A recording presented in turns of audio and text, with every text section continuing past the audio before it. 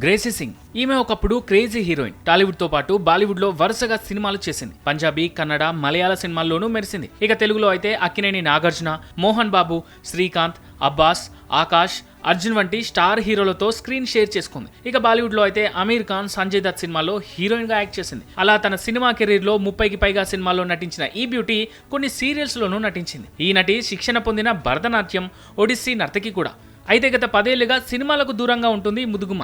ఈ క్రమంలోనే ఇప్పుడు ఆమె ఆధ్యాత్మిక మార్గంలో ప్రయాణిస్తానంటోంది. బ్రహ్మకుమారిగా మారి ఎప్పటికీ పెళ్లి చేసుకోకూడదని నిర్ణయించుకుంది. ప్రస్తుతం ఈ నటి ఫోటోలు సామాజిక మాధ్యమాల్లో తెగ వైరల్ అవుతున్నాయి. వీటిని చూసిన సినీ అభిమానులు, నెటిజన్లు షాక్ అవుతున్నారు.